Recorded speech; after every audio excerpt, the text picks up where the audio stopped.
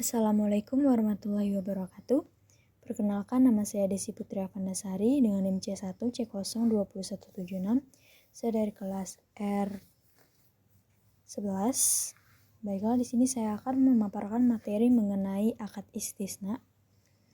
Adapun materi yang akan saya bahas ada 5. Yang pertama yaitu pengertian atau definisi dari akad istisna. Yang kedua ada jenis-jenis akad istisna.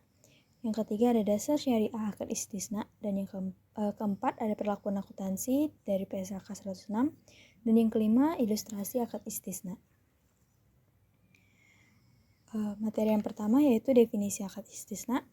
Jadi akad istisna adalah akad jual beli dalam bentuk pemesanan pembuatan barang tertentu dengan kriteria dan persyaratan tertentu yang disepakati antara pemesan atau pembeli atau yang disebut dengan mustasni dan penjual atau pembuat atau yang disebut dengan sani menurut fatwa DSN MUI. Nah, di sini sani akan menyiapkan barang yang dipesan sesuai dengan spesifikasi yang telah disepakati di masa ia dapat menyiapkan sendiri atau melalui pihak lain atau istisna paralel.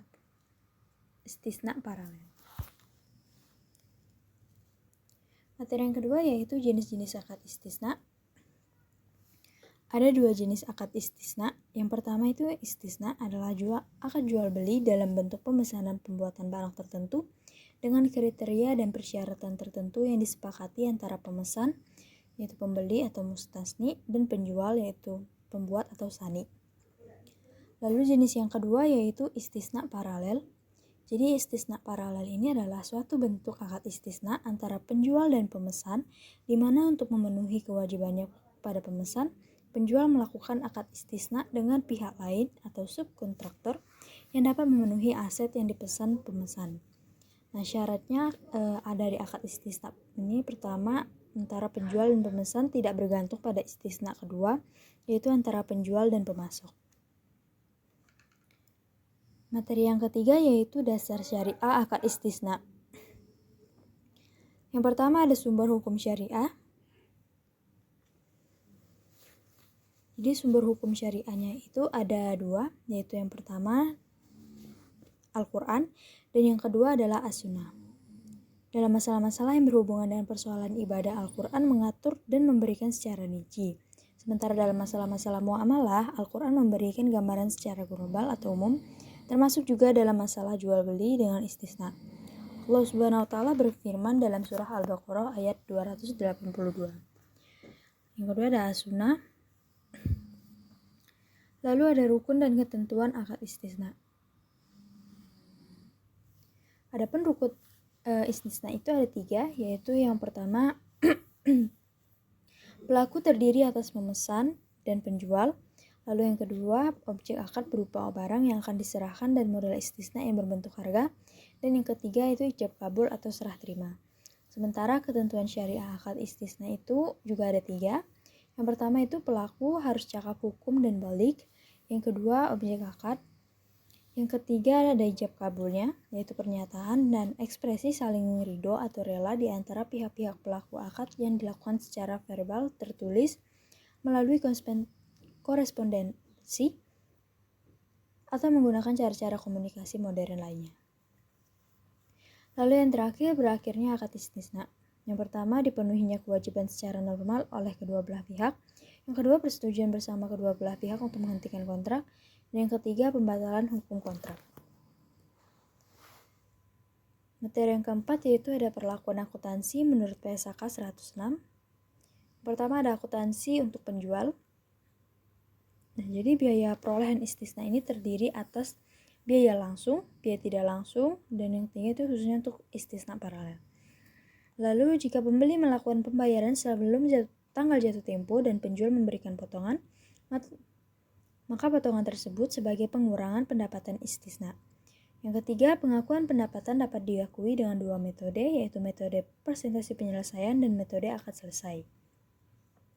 Lalu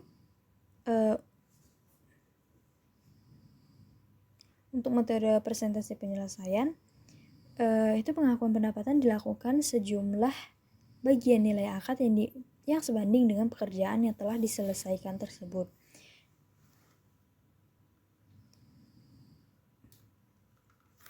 Selanjutnya ada akuntansi untuk pembeli.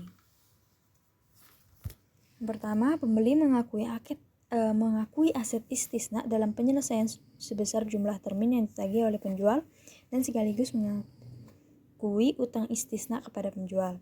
Lalu yang kedua, aset istisna diperoleh melalui transaksi istisna dengan pembayaran tangguh lebih dari 1 tahun yang diakui sebesar biaya perolehan tunai. Yang ketiga, beban istisna tangguhan diamortisasi secara proporsional sesuai dengan porsi pelunasan utang istisna. Yang keempat, jika barang pesanan terlambat diserahkan karena kelalaian atau kesalahan penjual dan mengakibatkan kerugian pembeli, maka kerugian tersebut dikurangkan dari garansi penyelesaian proyek yang telah diserahkan penjual. Lalu yang kelima, jika pembeli menolak menerima barang pesanan karena tidak sesuai dengan spesifikasi dan tidak memperoleh kembali seluruh jumlah uang yang telah dibayarkan kepada penjual, maka jumlah yang belum diperoleh kembali diakui sebagai jatuh tempo kepada penjual, dan jika diperlukan dibentuk penyisihan kerugian piutang. Lalu yang keenam ada jika pembeli menerima barang pesanan yang tidak sesuai dengan spesifikasi, maka barang pesanan tersebut diukur dengan nilai yang lebih rendah antara nilai wajar dan nilai perolehan. Lalu dalam penyajian, pembeli menyajikan dalam laporan keuangan hal-hal seperti yang pertama utang istisna sebesar tagihan dari produsen, lalu yang kedua aset istisna dalam penyelesaian. Dan yang terakhir ada pengungkapan. Pembeli mengungkapkan transaksi istisna dalam laporan keuangan tetapi tidak terbatas.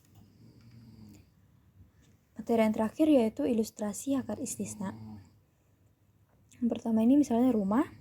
Apabila dipesan sesuai dengan keinginan termasuk dalam akad istisna.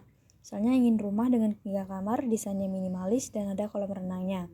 Untuk memenuhi keinginan ini, Anda bisa memesan rumah KPR di perbankan syariah yang menyediakan fasilitas tersebut. Lalu yang kedua, pakaian. Apabila Anda ingin pakaian kostum sesuai dengan selera, juga termasuk dalam istisna. Misalnya ingin memesan jersey sepak bola dengan desain sendiri untuk 40 orang. Baiklah, itu saja materi yang dapat saya sampaikan. Kurang lebih saya mohon maaf. Saya akhiri. Wassalamualaikum warahmatullahi wabarakatuh.